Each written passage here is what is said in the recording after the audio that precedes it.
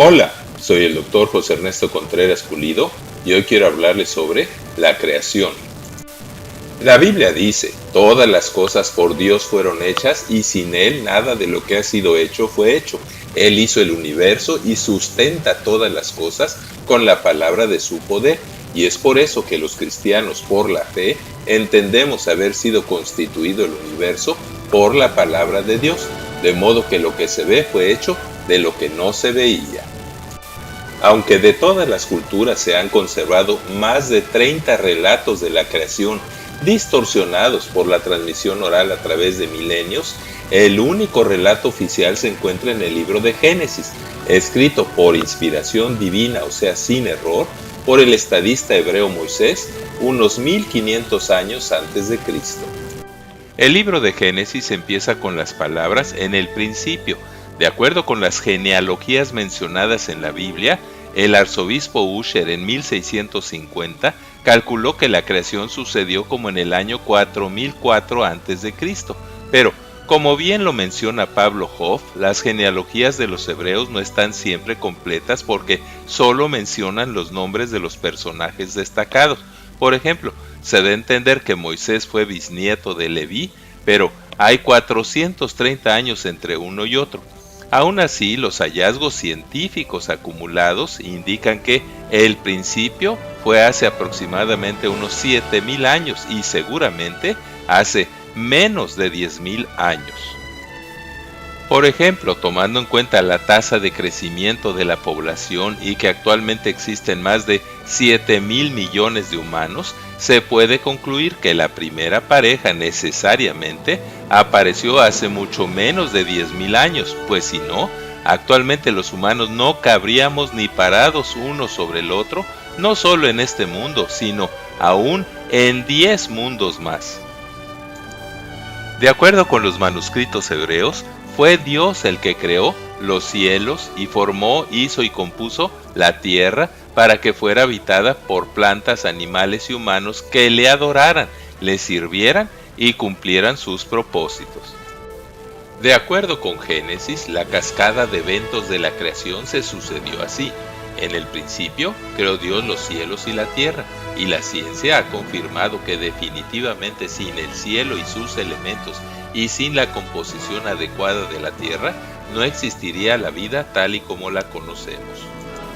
Luego, dice que la tierra estaba desordenada y vacía, y las tinieblas estaban sobre la faz del abismo, y el Espíritu de Dios se movía sobre la faz de las aguas. El siguiente requisito para que hubiera vida fue que hubiera agua, pues todos los seres vivos están formados hasta en más del 70% por agua. Además, fue necesario que el Creador, o sea el Espíritu de Dios, estuviera presente, ya que por su complejidad está comprobado científicamente que ni la casualidad ni la generación espontánea pueden crear la vida. Luego, el relato dice que Dios dijo sea la luz y fue la luz.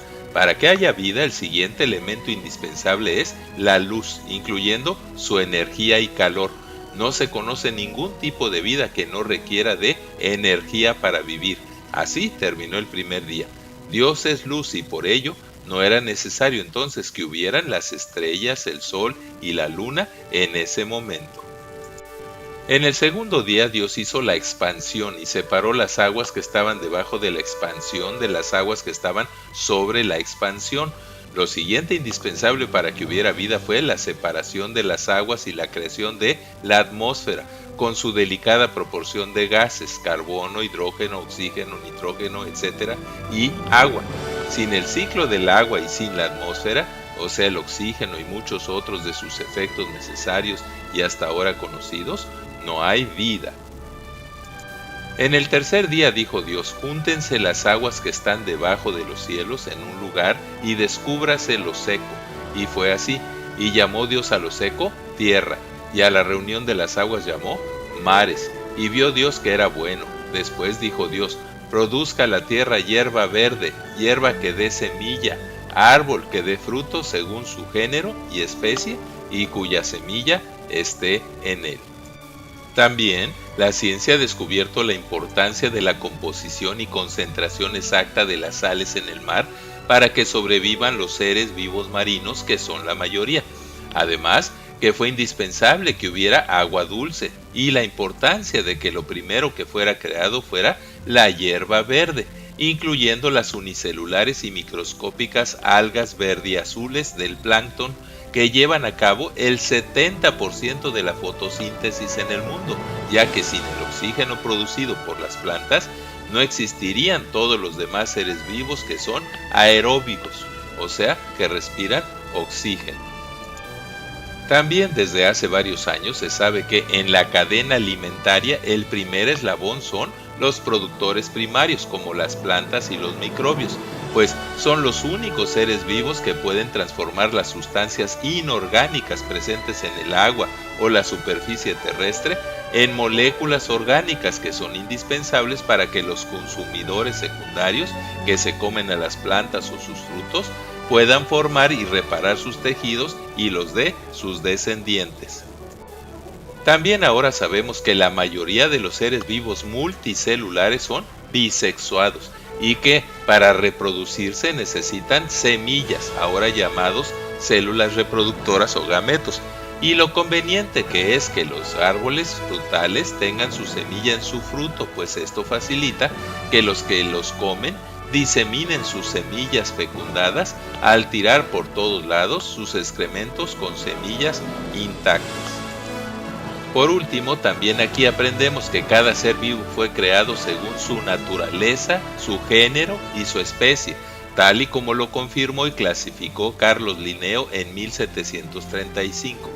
En más de 200 millones de fósiles estudiados en los museos en los últimos 150 años, jamás se han encontrado formas intermedias entre dos especies, ni mucho menos eslabones entre un tipo de seres vivos y otro, como entre invertebrados y vertebrados, o entre aves y mamíferos, etc. En el cuarto día de la creación, Dios dijo: haya lumbreras en la expansión de los cielos para separar el día de la noche, y sirvan de señales para las estaciones, para días y años, la lumbrera mayor para que señoríe en el día, y la lumbrera menor para que señoríe en la noche. E hizo también las estrellas.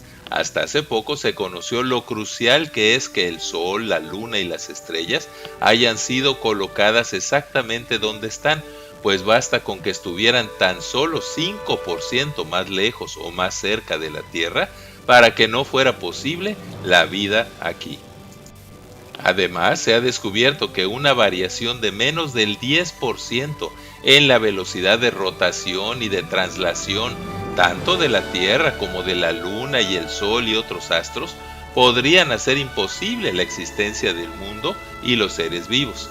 El principio antrópico dice que si hoy podemos contemplar y admirar los astros celestes ahí donde están, es porque si estuvieran en cualquier otro lado, no estaríamos nosotros aquí para mirarlos. En el quinto día de la creación dijo Dios: produzcan las aguas seres vivientes y aves que vuelen sobre la tierra. Y creó Dios los grandes monstruos marinos y todo ser viviente que se mueve.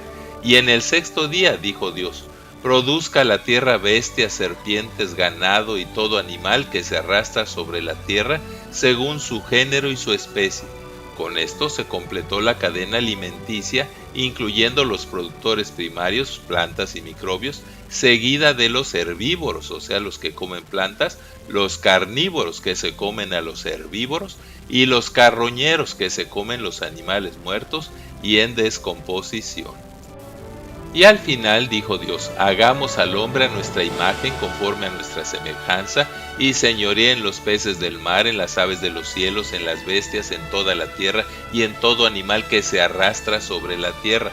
Y creó Dios al hombre a su imagen, o sea, con espíritu inmortal, conforme a su semejanza, o sea, con libre albedrío, y varón y mujer los creó, y que al igual que todos los demás seres vivos, a partir del polvo de la tierra, y sopló en su nariz aliento de vida, y fue el humano un ser viviente. Y los bendijo Dios y les dijo: fructifiquen y multiplíquense. Y vio Dios todo lo que había hecho, y aquí que era bueno en gran manera.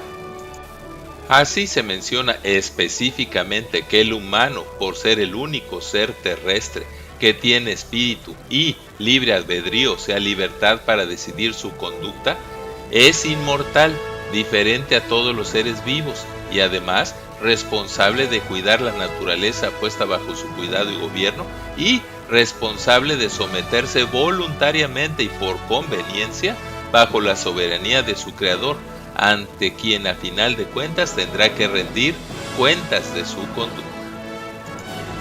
Por último, Dios estableció un día de cada 7 para reposar y adorar a Dios, y fue así que Dios inventó la semana de 7 días.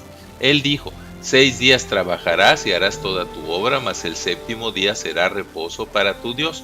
No hagas en él obra alguna, tú ni tu hijo, ni nadie que esté dentro de tus puertas, porque en 6 días hizo Jehová los cielos y la tierra y el mar y todas las cosas que en ellos hay, y reposó en el 7º día. Por tanto, Dios bendijo el día de reposo y lo santificó. Aunque todas las evidencias científicas apoyan esta teoría de la creación y el diseño inteligente por parte de Dios, desde los tiempos de Darwin allá por 1856 y hasta ahora, los científicos de más influencia en el mundo, aunque consideran una necedad que un robot, una computadora y un microchip, por ejemplo, se consideren el producto de sucesos fortuitos, siguen afirmando fanáticamente, o sea, sin entender razones, que el ser humano, la célula y el ADN, seguramente, según ellos, aparecieron por obra y gracia de la casualidad. Así, por ridícula que parezca la teoría de la generación espontánea, o sea, el origen abiótico de la vida, y de la evolución, que un sapo se convirtió en un príncipe gracias al beso de un tiempo medido en millones de años, que hasta hoy no ha presentado un solo argumento válido o un hallazgo científico incontrovertible que sustente y haga verosímil sus postulados y teoría, actualmente aún se impone dogmáticamente en prácticamente todas las escuelas, universidades y centros de investigación del mundo, la evolución como el origen de todas las cosas por casualidad. Pero la Biblia, el libro de los libros, y que hasta ahora, como siempre, al final de cuentas tiene la razón, dice: en el principio, por su Hijo Jesucristo, Dios hizo la materia, el universo, los cielos, la tierra, el mar y todo lo que en ellos hay. Todas las cosas por él, Jesucristo, fueron hechas, y sin él nada de lo que ha sido hecho fue hecho, pues siendo el resplandor de la gloria de Dios y la imagen misma de su sustancia, él es quien sustenta todas las cosas con la palabra de su poder. Muchas gracias por su atención, y es mi oración que Dios les siga bendiciendo ricamente. Amén, así sea.